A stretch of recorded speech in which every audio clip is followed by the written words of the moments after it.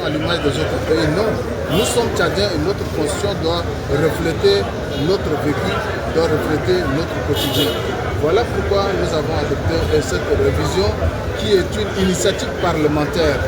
Parce que la Constitution nous donne le pouvoir, en son article 3, que la souveraineté d'un État relève de son peuple à travers le référendum, tout comme par le constituant dérivé qui est le Parlement.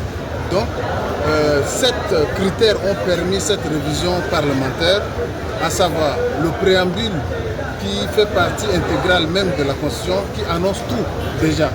Et nous avons également l'esprit du pouvoir du constituant dérivé, c'est-à-dire l'Assemblée nationale et le Sénat. Nous avons également ce qu'on appelle la normativité juridique, c'est-à-dire les normes juridiques qui permettent cette révision. Nous avons aussi la normativité constitutionnelle, c'est-à-dire les normes constitutionnelles. Et en 5e critère, nous avons ce qu'on appelle la jurisprudence, qui est la pratique même de la Constitution elle-même. Et cette jurisprudence, je vais citer une citation d'un grand homme politique qui dit ceci, que la Constitution a un esprit et elle a une pratique.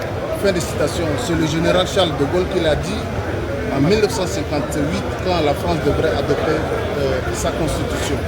Nous avons un 6e critère qui est ce qu'on appelle le fonctionnement du droit administratif et du droit constitutionnel, c'est-à-dire les principes du droit.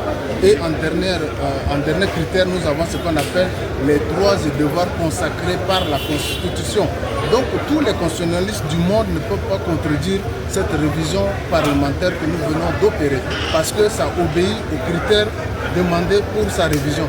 La Constitution elle-même a prévu le mécanisme de sa révision en son article 280 et 281 de la Constitution.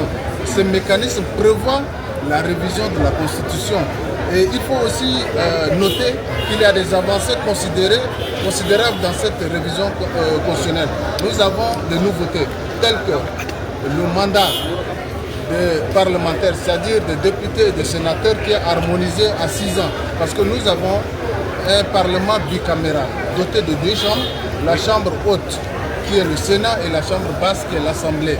Et pour éviter un cycle d'élection, nous avons harmonisé le mandat de ces 2 chambres-là qui doivent être prolongées à 6 ans.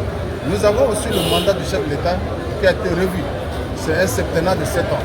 Parce que vous savez, quand un président est élu pour un mandat de 5 ans, rien qu'en mettant en place son programme politique pour lequel il a été élu, il perd facilement 1 à 2 ans.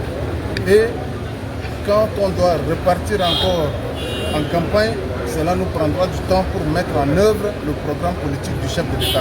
Parce qu'un candidat est élu sur la base d'un projet de société. Mais dès lors qu'il est élu, ce projet de société devient un programme politique qui se décline en politique publique qui est exécutée par son gouvernement. Donc, c'est cette nouveauté que nous avons apportée. Il y a aussi la question de subvention et de financement des partis politiques. Cette question est institutionnalisée dans notre Constitution. C'est-à-dire que tous les partis politiques qui vont respecter les critères pour lesquels ils sont érigés en parti politique bénéficieront annuellement d'une subvention qui sera octroyée par l'État. Et nous avons aussi harmonisé en ce qui concerne le fonctionnement de l'exécutif.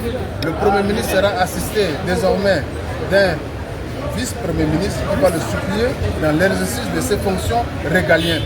Donc autant de nouveautés qui sont apportées dans cette nouvelle constitution que nous venons d'adopter ce matin. La constitution n'est pas la Bible ni le Coran, et c'est une œuvre humaine, elle est susceptible de modification. Je vous remercie. Merci beaucoup.